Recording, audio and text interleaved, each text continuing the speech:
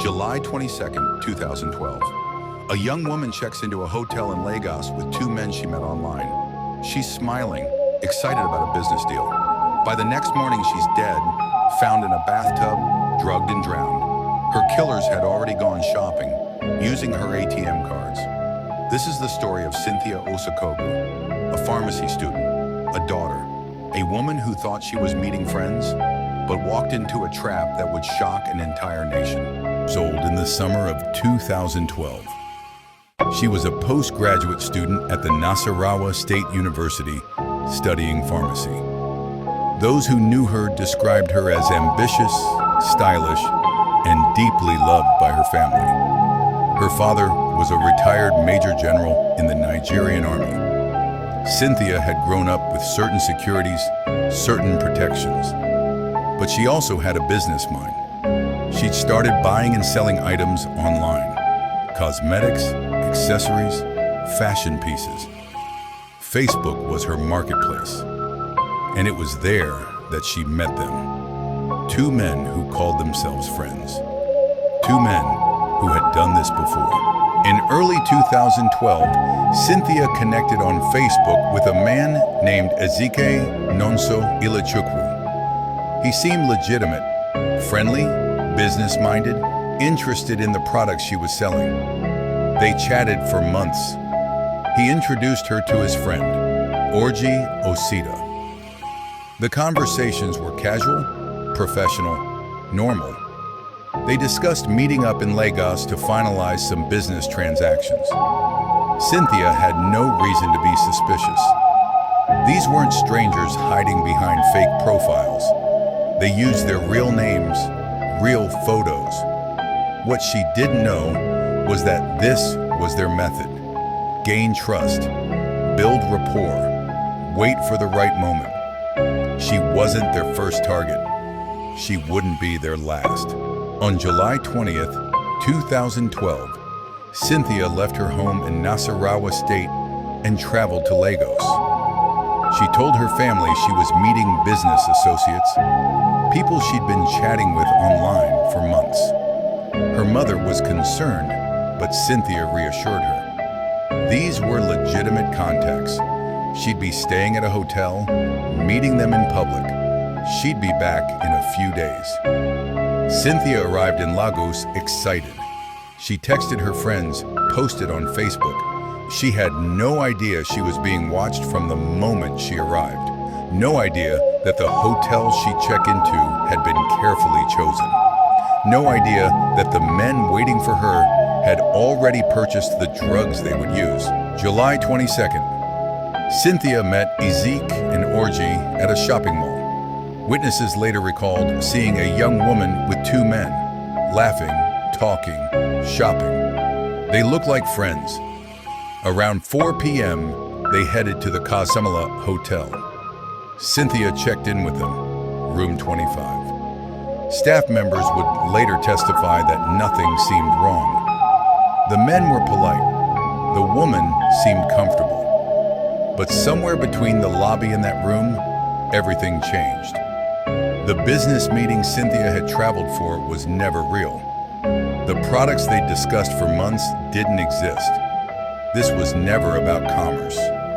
It was about something much darker. July 23rd, morning. Hotel staff noticed that the men had checked out early, around 7 a.m. But the woman who checked in with them hadn't been seen leaving. After several hours of room 25 being unresponsive to calls, management decided to check. When they opened the door, they found Cynthia's body in the bathtub. She had been drugged with multiple sedatives, Rohypnol among them, and drowned. Her belongings were gone. Her phones, her ATM cards, her jewelry. Everything of value had been taken. But the men had made mistakes. In their rush to loot and leave, they'd left behind a trail. And in Nigeria's emerging digital age, that trail would be easier to follow than they'd anticipated. While Cynthia lay dead in room 25, Ezike and Orji were shopping. Between the night of July 22nd and the morning of July 23rd, they used her ATM cards at multiple locations across Lagos. They bought phones, electronics, clothing. They didn't try to hide. They walked into stores, smiled at security cameras, handed over cards that weren't theirs. This wasn't their first time.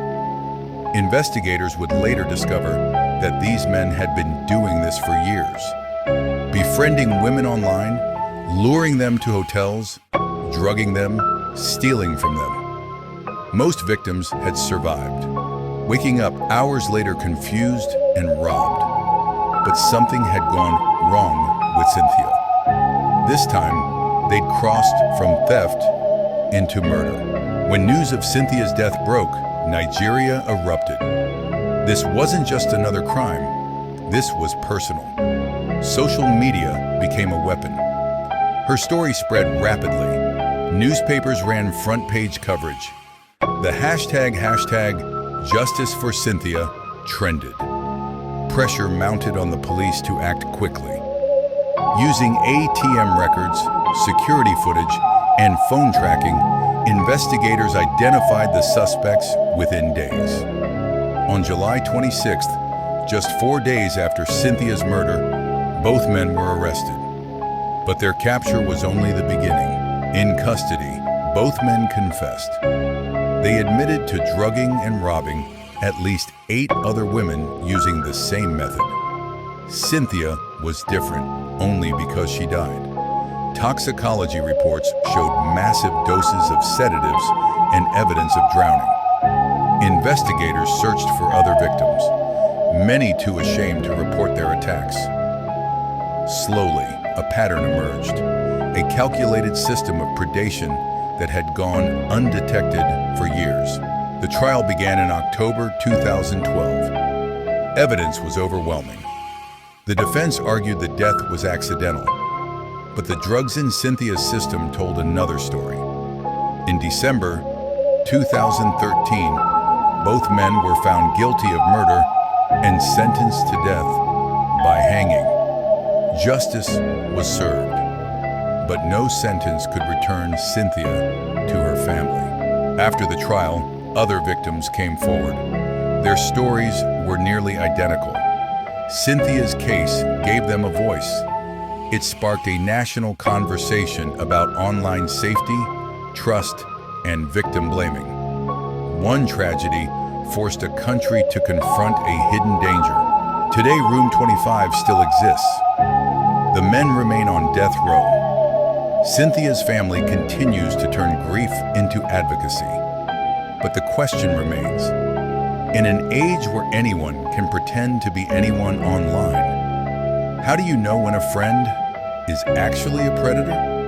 And how many others are still out there waiting for the next person to click accept?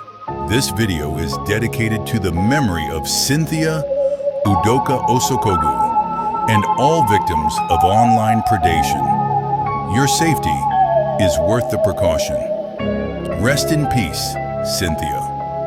1988 to 2012.